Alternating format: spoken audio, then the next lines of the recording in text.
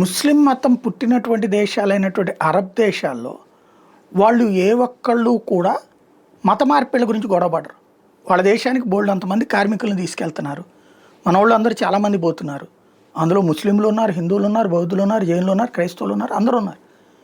వాళ్ళకి సంబంధించి గుళ్ళు కట్టడం అవ్వదు, లేకపోతే చర్చిలు కట్టుకొని ఇది అనేది వరకే తప్పించి మతం మారమని అక్కడ ఎవడు ఒత్తిడి చేయడు. లేదా మా కంపెనీలో ఉద్యోగం చేయాలంటే నువ్వు మతం మారని ఎవడు అడగడు.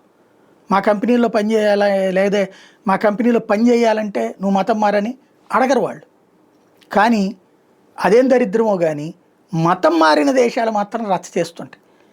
హిందువులే కదా మతం మారింది. పాకిస్తాన్లో ఉన్నోళ్ళు ఎవరు? మతం మారిన హిందువులు. బంగ్లాదేశ్లో ఉన్నోళ్ళు ఎవరు?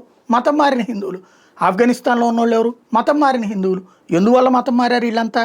ఆ రోజుల్లో రాజులు హింసతో మార్పించారు వీళ్ళ తాత ముత్తాతలు. వీళ్ళు చేసేటటువంటి అకృత్యాలే అతిపెద్దదైనటువంటి సమస్య. ఇప్పుడు వీళ్ళు ఏం చేస్తున్నారు? పాకిస్తాన్లో ఈ మధ్యన ఈ ఖైబర్ పఖ్తూన్ఖ్వా, బెలూచిస్తాను ఈ ప్రాంతాలు తిరుగుబాట్లు జరుగుతున్నాయి కదా.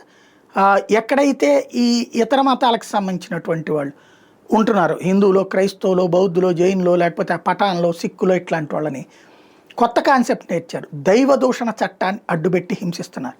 ఎట్లాగా? నువ్వు మతం మారు అని అడుగుతారు. నేను మారను అన్నాడు అనుకోండి, ఎందుకు మారు అంటారు.